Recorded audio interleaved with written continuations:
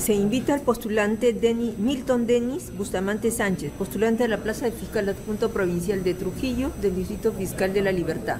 Sírvanse pasar a la mesa de entrevista y tomar asiento.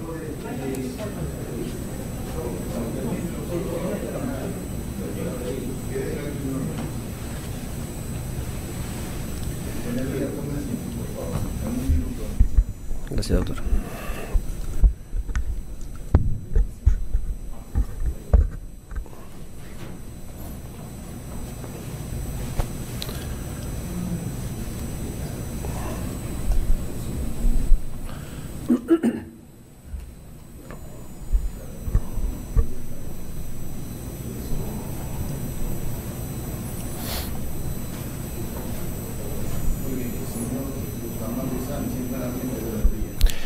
Muy buenos días, señor presidente de la Junta Nacional de Justicia, lo propio con los honorables miembros de esta honorable sala.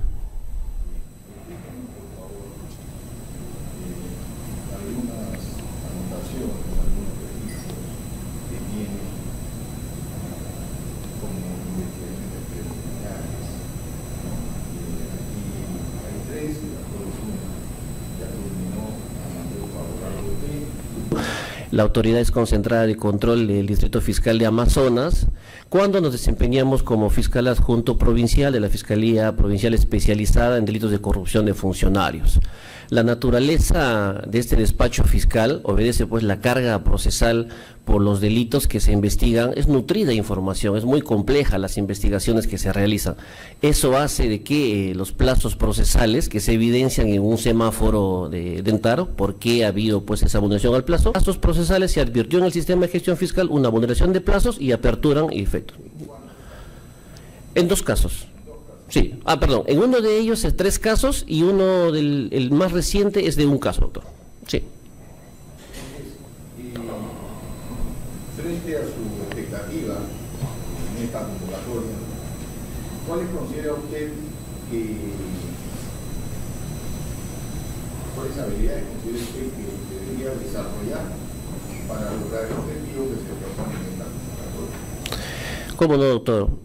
Más que desarrollar las habilidades, son las habilidades que ya las tengo, doctor. Yo considero que mi principal fortaleza es el conocimiento del sistema fiscal. Desde el año 2012 que ingresé a laboral en esta institución, esas habilidades se han ido nutriendo a lo largo de mi carrera profesional, en los diferentes estamentos, desde asistente administrativo hasta el cargo actual que ocupo como es de fiscal provincial de una de las provincias del Distrito Fiscal de Amazonas. Habilidades como practicar pues con la virtud como la humildad que se brinda de vocación de servicio al ciudadano, eso aunado a la templanza, ¿no? a esas virtudes que van encaminadas hacia el valor justicia, consideramos que ven y consolidan los principios elementales de la función como es la objetividad, la independencia, la imparcialidad, doctor. Bueno, quizás suene un poco contradictorio escucharlo decir que posee la humildad y decir a renglón seguido de que no tiene nada que desarrollar porque ya posee todas las habilidades. Bueno, doctor, yo considero de que son las principales virtudes que uno tiene, o y si hablamos... No, obviamente, doctor, nosotros estamos magistrados en carrera, en desarrollo, las habilidades que uno necesita, claro, fortalecer. Una autocrítica, ¿no? Claro, cómo no, la fortalecer pues obviamente tendría que ser la rigurosidad, quizás, dejar de lado la rigurosidad quizás en la perfección de los documentos que uno desarrolla, ¿no? Estas estrategias creo que hay que en cierto modo, son mejoras pues que día a día estamos en eso, ¿no? Lo perfecto es enemigo de lo bueno, ¿no? Exacto. Muy bien, gracias, presidente. Doctor Bustamante Sánchez, ¿no? Muy buenos días, doctor Francisco. Buenos días. Yo veo que usted aquí tiene una larga etapa de servicios en... Fiscal adjunto penal, fiscal adjunto provincial en corrupción de funcionarios, ahora fiscal provincial. Toda esa trayectoria profesional ha sido en el Distrito Fiscal Amazonas, es más de donde yo soy natural, de la ciudad de Chachapoyas, que es la capital del departamento de Amazonas. El cambio y la postulación al Distrito Fiscal de la Libertad obedece principalmente a un factor muy elemental. Yo inicié mis estudios superiores en la Universidad Particular Antenor Orrego, en la UPAO. Hice la maestría también en la misma casa de estudios, la cual estamos ya próximos a sustentar la tesis. Considero, doctor, la oportunidad educativa que existe en la ciudad de Trujillo es el mayor legado que yo puedo dejar. Práctica, se consolide eso, aprenda mucho más, me exija mucho más para que pues práctica, se consolide eso, aprenda mucho más, me exija mucho más para que pues mañana más tarde poder seguir escalando en mi institución. En resumen, más que todo por temas familiares. Mi familia vivimos en la ciudad de Chachapoyas, doctor, y de ganar el puesto obviamente tendría que hacer un arraigo en la Libertad para poder, como le digo, darle educación a mis hijos ahí y constituirnos a la ciudad de Trujillo. ¿Usted es consciente que la carga procesal en Trujillo es muy diferente, más incrementada que en donde está trabajando actualmente? ¿Se siente capacitado para afrontar ese reto? ¿Cómo no, doctor? Claro, estamos convencidos de que la carga es abrumadora, los delitos incluso desde la extorsión y el secuestro son, digamos, los de mayor incidencia delictiva, y como le mencionaba, ¿no?, la exigencia académica que vengo día a día acrecentando, es un reto para mí salir de la zona de confort para sumarle al Distrito Fiscal de la Libertad justamente en este trabajo, ¿no? Doctor de la Puente. Buenos días, señor Bustamante Muy buenos Sánchez. días, doctor de la Puente. Ya se ha hecho mención a su larga trayectoria dentro del Ministerio Público, y a eso también obedecería la información consignada en su hoja de vida respecto a las quejas, ¿no?, que, como ya he mencionado, tienen la calidad de archivadas. Sin embargo, hay una que usted mismo ha actualizado, entiendo esto, usted ha presentado un escrito de apelación, ¿no?, contra la resolución emitida por la ANC, que declaró fundada una queja. El caso concreto es el 63-2023. Usted dentro de la transparencia que rigen este tipo de procedimientos, ¿no?, y lo cual se agradece, usted ha presentado esa información. ¿Nos podría comentar brevemente sobre los alcances de esta queja y por qué ha considerado que esta debe ser apelada? Claro, cómo no, gracias, doctor, por la pregunta. En el año 2012 fuimos promovidos a la Fiscalía Especializada en Delitos de Corrupción de Funcionarios de la provincia de Bagua. Al momento de recibir la carga procesal, recibimos dentro de ellos un caso, una carpeta fiscal, doctor, que ya había regresado de la Fiscalía Superior Mixta con una consulta que entonces Fiscalía Superior Mixta dijo, ¿sabe qué? Debe acusarse. Es lo que yo recibo. Al realizar el estudio, doctor, advertimos de que habían 3 investigados en ese proceso. Sin embargo, en la parte resolutiva de la Fiscalía Superior, solamente advertimos de que la acusación iba por 2 investigados. Sin embargo, la motivación de esa resolución mencionaba a una de las investigadas, y en la parte resolutiva no se ella considerar como acusada. En función a ello, ¿qué es lo que hacemos, doctor? Enviamos un oficio a la Fiscalía Superior Mixta y le solicitamos la precisión de la parte resolutiva, a efectos de que se determine si determinada investigada también va a ser incorporada en el requerimiento acusatorio. Eso, doctor, el juzgado de investigación preparatoria ya nos estaba solicitando el pronunciamiento. Doctor, habrán pasado como 3 meses y la Fiscalía Superior Mixta no emitía esa disposición. Bueno, obviamente y consecuentemente el juzgado de investigación preparatoria decide remitir copias al órgano de control, ¿no? Se estaba emitiendo el requerimiento acusatorio.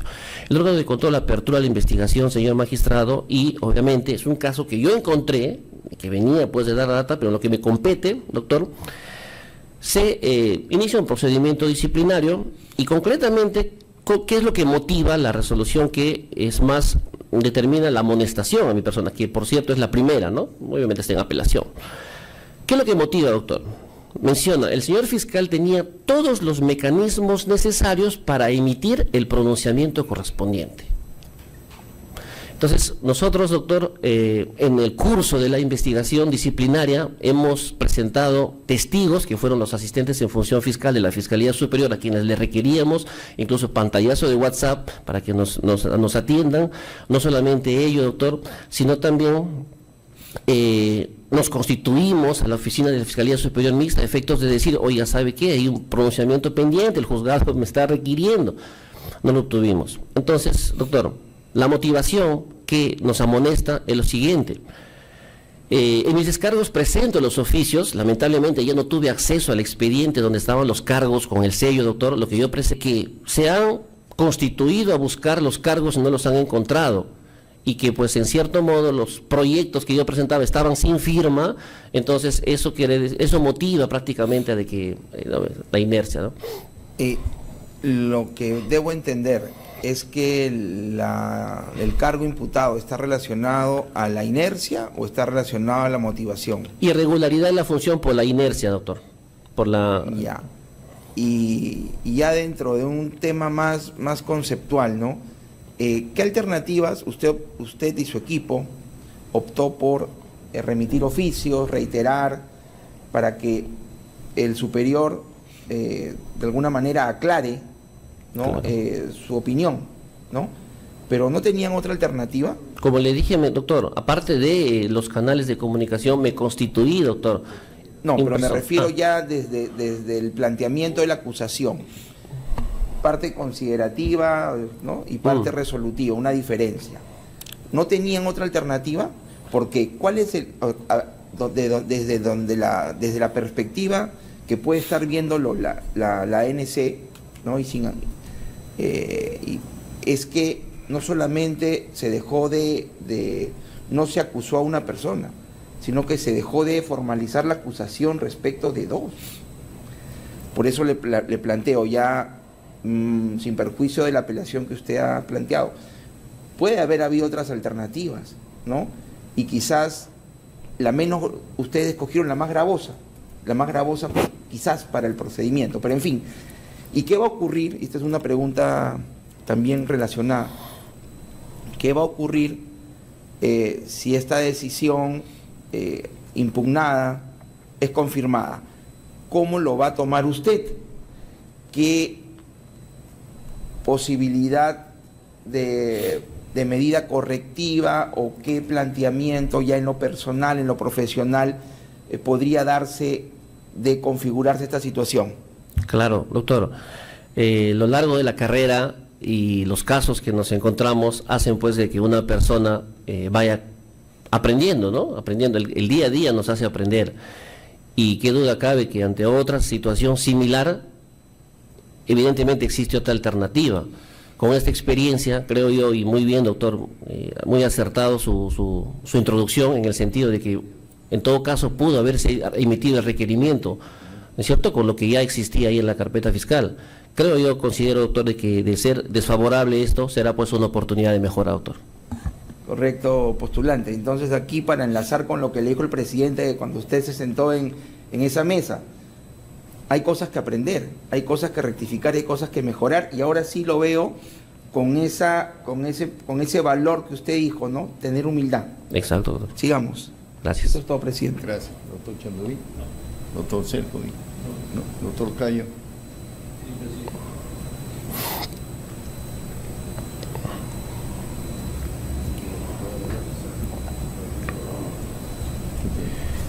Doctor, buenos días.